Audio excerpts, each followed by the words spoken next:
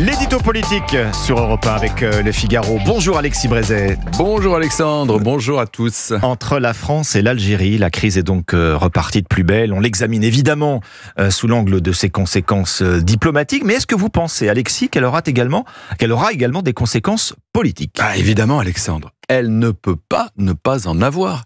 De la même façon qu'aucun sujet en Algérie n'est plus politique que la relation avec la France, aucun sujet en France n'est plus politique que la relation avec l'Algérie. Parlez de la France à un Algérien, il vous répondra aussitôt colonisation. Parlez de l'Algérie à un Français, il entendra immigration. Pas seulement parce que l'Algérie est la première source d'immigration vers notre pays, mais aussi parce que du fait de l'histoire et de la tournure des événements récents, l'Algérie concentre, symbolise, résume toutes les angoisses collectives et par contre-coup les attentes politiques qu'une immigration incontrôlée et culturellement éloignée fait naître chez les Français. Donc, tout ce qui concerne l'Algérie a et aura des conséquences politiques. Alors lesquelles ? C'est trop tôt pour le dire, l'histoire n'est pas finie. Selon que l'opinion aura le sentiment que la France est enfin respectée ou bien qu'elle est une fois encore passée sous le tapis, les répercussions politiques ne seront évidemment pas les mêmes. Mais enfin, on peut déjà en tirer une conclusion provisoire. S'il en est un, pour l'heure, à qui la situation profite, c'est Bruno Retailleau. Parce que la ligne qu'il incarne, celle de la fermeté, a triomphé ? Disons plutôt, Alexandre, que la ligne qu'on lui opposait, celle de la conciliation, à laquelle Emmanuel Macron et Jean-Noël Barrot ont longtemps cru ou longtemps voulu croire, elle a spectaculairement échoué.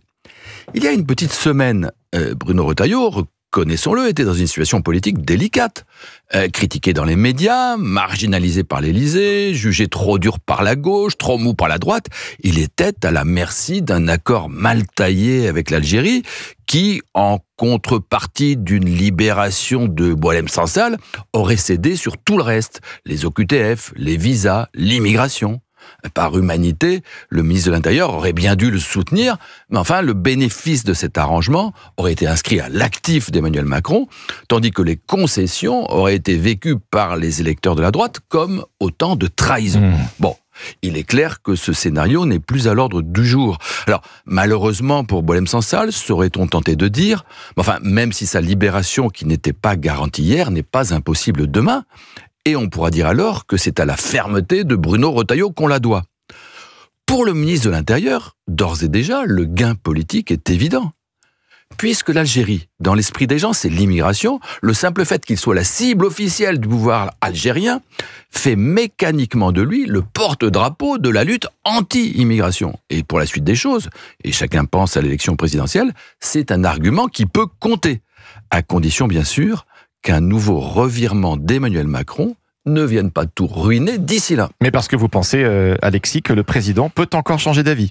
On a bien compris qu'il ne s'était converti à la politique de fermeté que contraint et forcé, sans doute lorsqu'on lui a mis sous le nez le CV des diplomates, entre guillemets, algériens que nous avons finalement expulsés.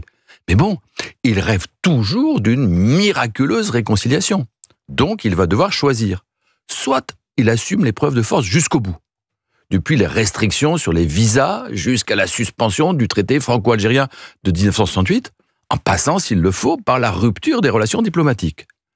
Soit, comme tant de fois, il retombe dans les petites combinaisons, les grandes illusions et s'accommode d'une pseudo-réconciliation qui ne changera rien à rien. Si c'est le cas, Bruno Retailleau, alors, n'aura d'autre choix que de claquer la porte du gouvernement et il pourra remercier Emmanuel Macron de lui avoir offert le plus beau des motifs de rupture. L'édito politique sur Europe 1. Merci Alexis Brézet. La une du Figaro ce matin, crise avec l'Algérie. La ligne Retailleau s'impose à Macron.